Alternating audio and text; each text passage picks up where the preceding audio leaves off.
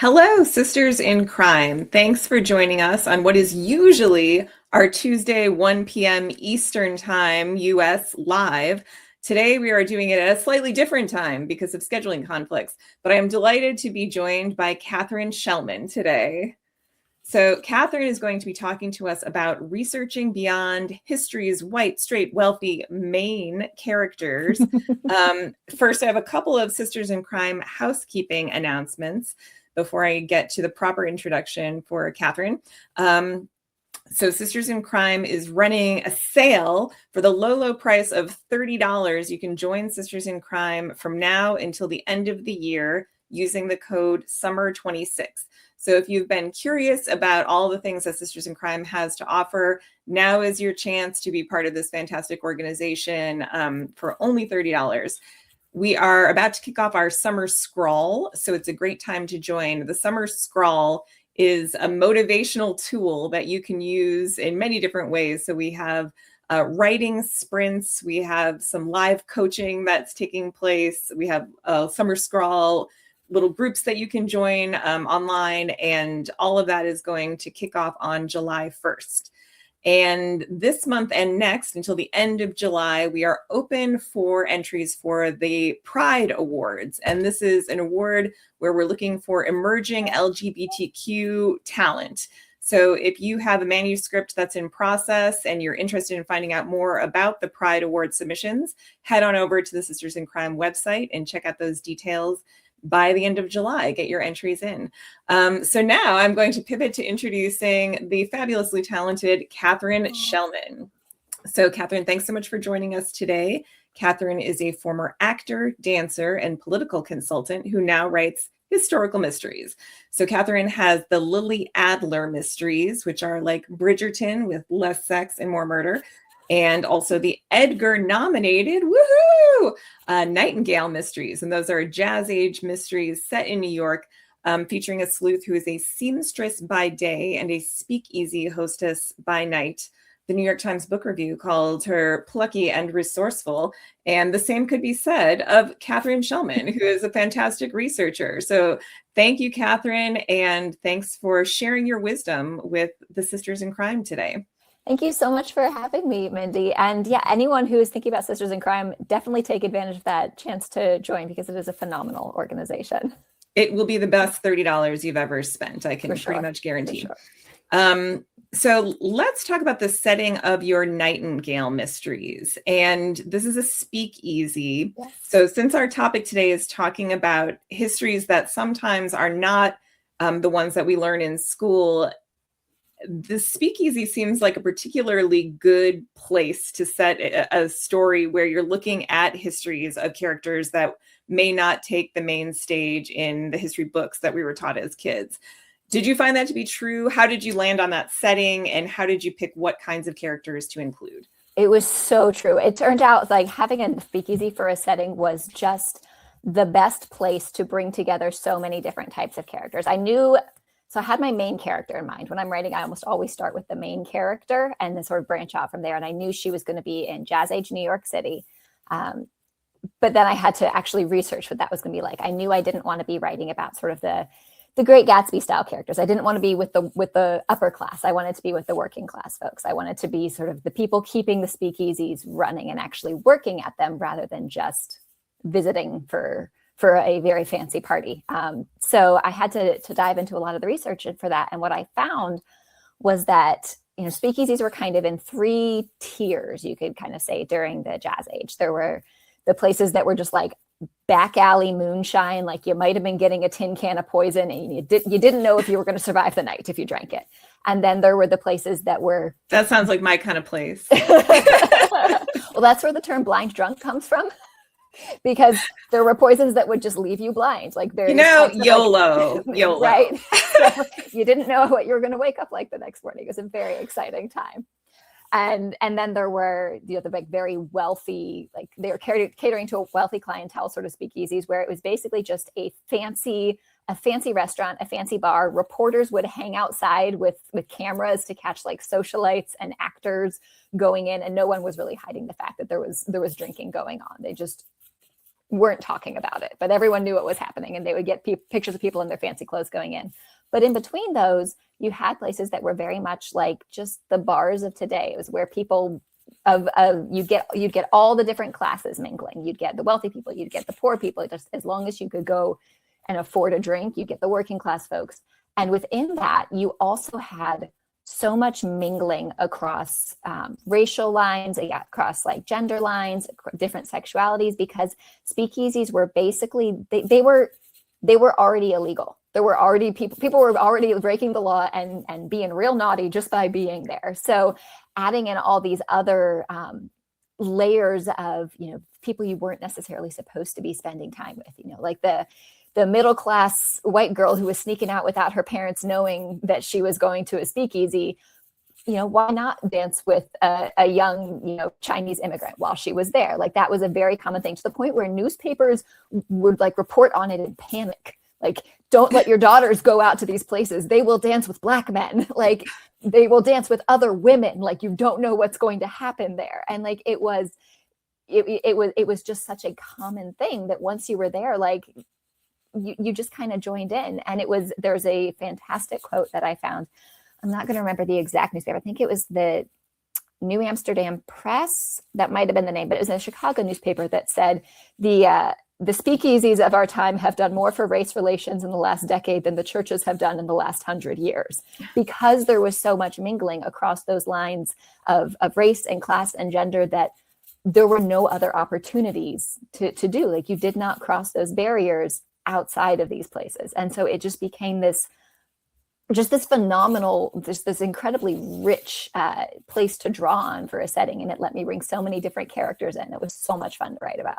So let's broaden the lens out a little bit for folks who maybe aren't writing about like that, something that's quite so rich in sources that are not, again, like that white cis, kind of source. Are these histories really hidden? Like, so I little known fact, I went to grad school for history, and I often found that, like the stories that we tell kind of depend on the sources that you look at. Mm-hmm. So you can look at something like a criminal proceeding and find out a lot of information about what was going on among people who maybe were illiterate, or among women, things like that. So can you talk a little bit about whether, you found that you had to do like really deep archival dives to get this information, or whether it really is just a matter of switching the lens in terms of whose stories you're trying to tell? I think it's a little bit of both, but in a lot of ways, it really is just, like you said, switching that lens, not just saying, okay, here's the first history book I found, or I read this book set in this time period in my high school English class, and now I know everything about it because I know exactly who was doing what then. Like, just saying, okay, I have a starting point. Where is a different place to look for information? I love what you said about court proceedings, because one of the tips that I always give is, if people were making a law against it, that was because people were doing it. So if no one's out there passing laws against things that no one is doing, they might frame it in a way that feels a little suspect. But like, you think about in our modern era, like places passing laws against drag shows. They're not passing laws against drag shows because there are no drag shows. They're passing laws against them because they are there. So if you were a historian looking back at this time period, you could say, oh, drag shows were a thing, and they were a very common thing. Otherwise, there would not have been panic about it. Otherwise, there would not have been people passing laws against it. They were common and they were popular, and there were people who saw no reason not to do it. So looking at things like court records, looking at, small newspapers, not like, when someone asked me at an event, like, do you do your research in like old editions of the New York Times? Like, no, absolutely not, because that's going to be, they're reporting on very mainstream wealthy people, generally, that's people whose stories are already known. Not that major newspapers aren't a good source, but they're not going to give you those other details. So you want to look at the smaller newspapers, the neighborhood newspapers, what was being written about in these 10 square blocks that had their own little broadsheet that they printed once a month or whatever, like that sort of thing. Diaries from immigrants, things like that. That information is all there. It's just not necessarily what's making it into a history book. And I'm a historian, so I'm pretty familiar with like how to find those sources. But for somebody who isn't, who's brand new to doing this type of research, do you have any guidance for how to go about it? Like, who to approach, how to find these sources?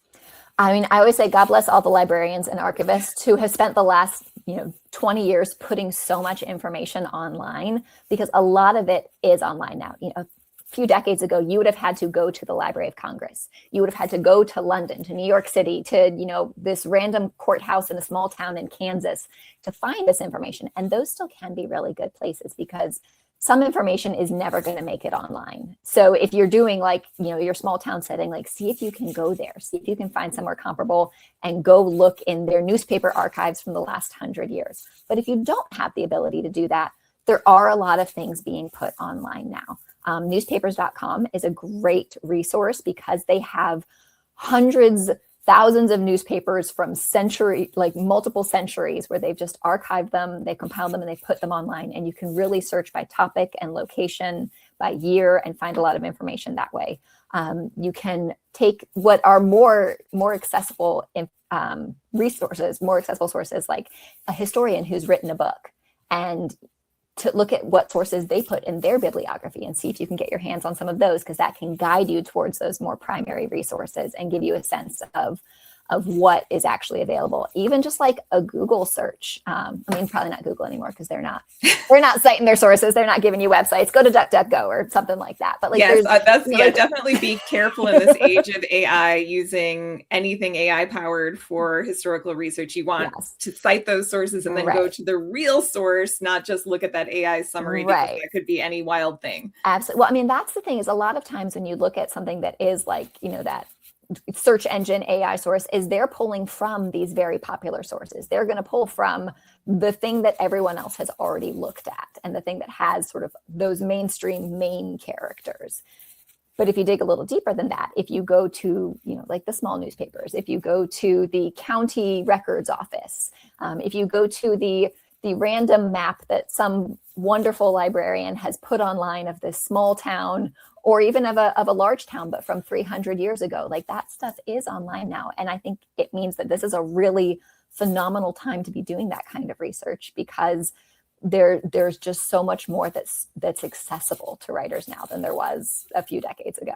Yes. And I wanted to point out, for those joining us live, if you have questions, go ahead and pop those into the chat and we can pose them. If you're watching this after the fact, feel free to tag Katharine in your comments, and we can get to those questions after the fact too. So don't hesitate to reach out if you've got questions. And speaking of don't hesitate, I second the God bless librarians. And if you're really stuck on where to start, a librarian.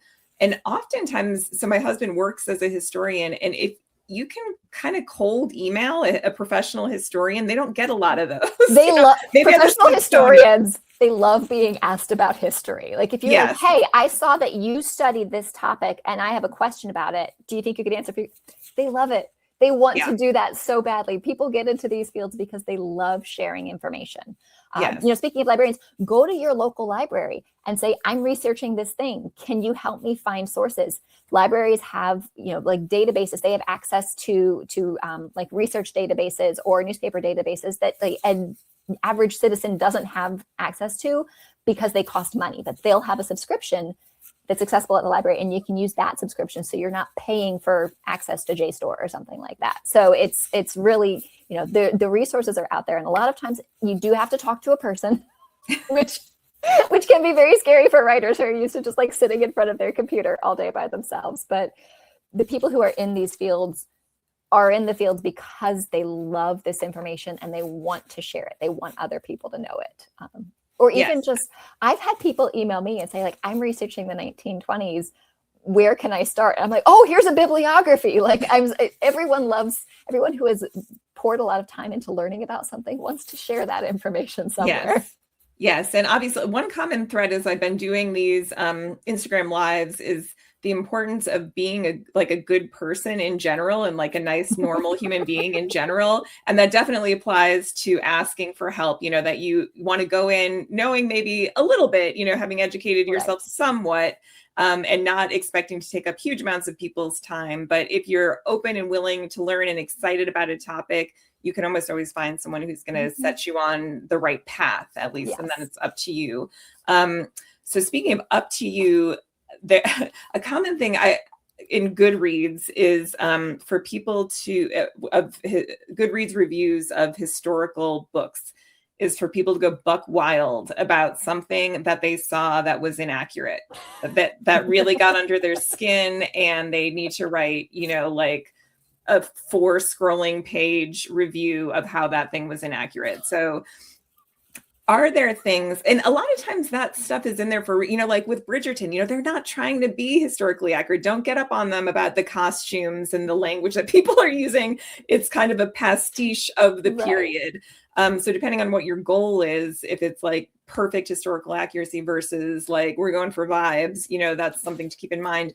But are there things that you find in other bits of historical writing that bother you, or that mistakes that you've made that someone has pointed out to you? And like, do you have thoughts for how people can avoid those, or at least make them intentionally in a way that, they can feel good about? I mean, I think intentional is the right word there. I think if you are, like, we're writing fiction. I'm writing fiction. Obviously, some people are writing, crime-related nonfiction or historical nonfiction, and that's a different thing. But for me, I'm writing fiction, and the priority is telling a good story that is possible within the time period I'm writing. Even if, I don't have, say, I haven't found a specific person who did this one thing. Like, if it was possible for someone to do it, then, I'll put it in there if it makes the story work. But I think it has to be intentional. And I think you have to have a very accurate picture of the world to know sort of what limitations and what the rules of that world that you can't undermine are going to be. Because it can be as simple as a line of dialogue, right? Like, it's, gosh, I'm surprised you're doing that as a woman in, 1820, because that's not common. I hope you wouldn't have a line of dialogue like that, because that was the worst line of dialogue ever uttered. But, something like that just indicates that you as the writer know that you're pushing a boundary a little bit. And just kind of squeeze it in there. Just one little hint that you know what you're talking about.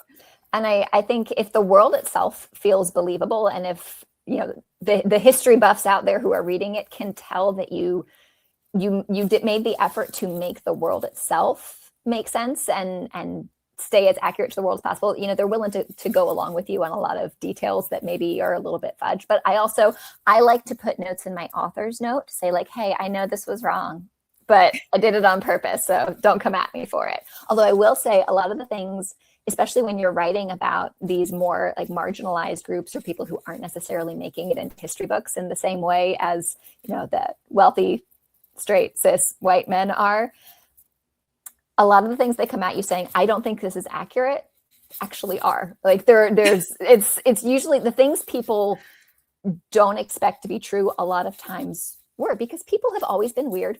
People have always been just pushing boundaries and doing what it takes to survive in whatever world context they find themselves.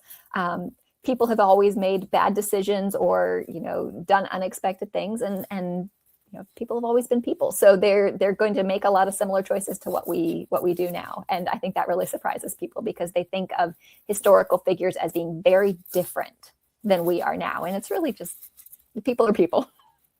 Yes.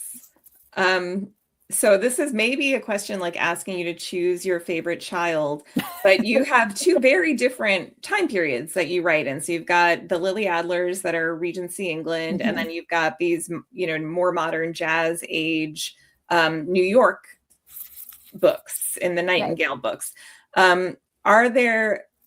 Which one of those time periods do you most enjoy living in your head? Or are there ones that are more challenging than others in terms of research? The Regency period is definitely more challenging in terms of research, just because it's further back. The more modern you are, the more sources you have access to, in a greater variety of sources. So that does make researching something that was the beginning of the 20th century easier than something that was the beginning of the 19th century. That said, the Regency is a very well documented time period. It's harder to research lower classes in the Regency because people weren't necessarily literate. They weren't necessarily leaving diaries behind. They weren't necessarily, in the 1920s, people of all classes like took photographs of themselves or wrote diaries or left records behind in a way that wasn't necessarily true in the Regency. Not to say those records aren't there, because lots of people did, but there's just not as much that's preserved. So researching the 1920s was a little bit easier in terms of like enjoying the time period and enjoying entering into that research in that world. Honestly, I really do like them both. I think the 1920s is a little more fun, but there's a surprising amount of overlap between them. Really, both of them were very tumultuous time periods with a lot of social change, a lot of people, discovering a kind of class and lifestyle mobility that hadn't existed in the century immediately preceding it. And there was a lot of worker unrest in both time periods, shall we say, that led to a lot of very interesting social change. So there's, I really discovered as I was working on them, the voice of both periods is very different, and bouncing back and forth between those could get a little challenging, but there's a lot more overlap between them than I expected there to be. Katharine Schellman, thank you so much for joining us. Do you have any final tip or word of wisdom with regard to researching history beyond the main white, straight, wealthy characters? I would say start from the assumption that you don't actually know what was going on in that time period and be willing to be surprised by what you discover. But also start from the assumption that someone like you was there and doing interesting things, because they really were. There are all kinds of people throughout all kinds of history. Anytime someone says that type of person wasn't there, it's really never true. Well, thank you so much for joining us today and sharing your wisdom. And as I said, if anybody wants to pop a question for Katharine in the comments, just go ahead and tag her so that she can see that there and respond later. And thanks to everybody who joined us on the live, and we will see you next week. Thank you. Bye. Bye.